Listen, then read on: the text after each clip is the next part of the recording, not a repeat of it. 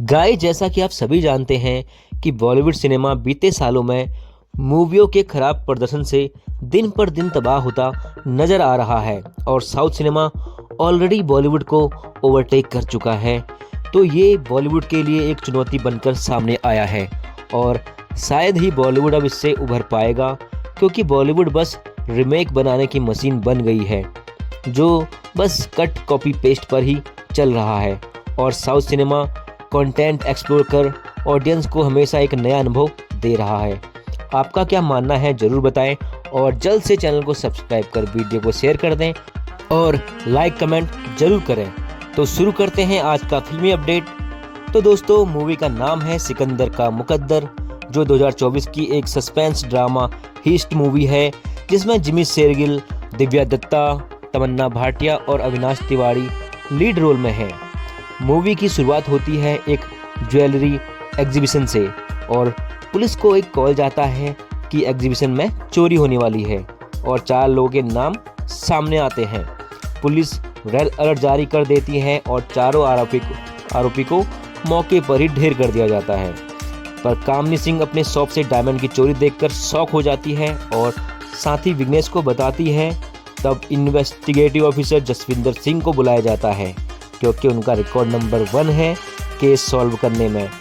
वो 3 आरोपी घोषित करते हैं जिसमें कामिनी सिंह, जिग्नेश और सिकंदर होता है। तीनों आरोपियों को रिमांड पर लिया जाता है। तब सिकंदर जसविंदर को एक बात बोलता है कि वो बेकसूर है और जब जसविंदर यह मान लेगा तो जसविंदर को उसके सामने माफ़ी मांगनी होगी और कोर्ट में कुछ साबित नहीं हो पाता और तीनों के तीनों बरी हो जाते हैं। पर जसविंदर कुछ नहीं कर पाता और 15 साल बाद सिकंदर से माफ़ी मांगना चाहता है और सिकंदर आबू धाबी से इंडिया आता है तब माफ़ी मांगता है। पर सिकंदर बताता है उन 15 सालों में उसके साथ क्या क्या हुआ और सबका कारण जसविंदर ही था। जसविंदर 15 सालों में उसे बद से बदतर हालात से गुजारता है कि अगर चोरी उसने की है तो डायमंड बेचकर अपने घर को बचा सके, पर ऐसा कुछ भी नहीं होता। बुरे हालात में कामिनी सिकंदर का साथ देती है जो एक डिवोर्सी होती है और दोनों शादी कर लेते हैं और दूसरे शहर अपने मामा के यहाँ चले जाते हैं। पर जसविंदर मामा को सच्चाई बता के उनको घर से निकाल देता है।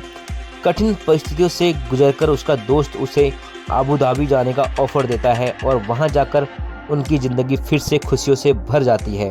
पर जब जसविंदर यह बताता है कि कामिनी भी उसकी एक चाल थी, पर शादी के बाद कामिनी बदल गई और माफ़ी मांगता है सिकंदर से, तब सिकंदर भागकर घर जाता है और कामिनी से यह बात पूछकर हड़बड़ी में भागकर बहुत दूर नर्सरी में जाता है जहां हीरे रखे होते हैं और वापस आते समय सिकंदर को जसविंदर पकड़ लेता है और अपनी बीवी को बताता है कि वह कभी गलत नहीं था, पर वो दोबारा जसविंदर की लाइफ में नहीं आना चाहती।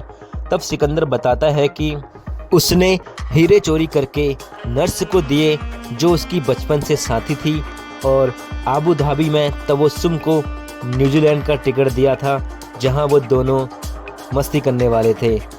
जसविंदर ही होता है जो सिकंदर का मुकद्दर खुद रचता है। अब जसविंदर भी खाली हाथ है तो सिकंदर जसविंदर को एक ऑफ़र देता है। इसी के साथ मूवी ख़त्म हो जाती है। That's it. तो कैसी लगी मूवी? पसंद आए तो like share subscribe. Thanks for watching.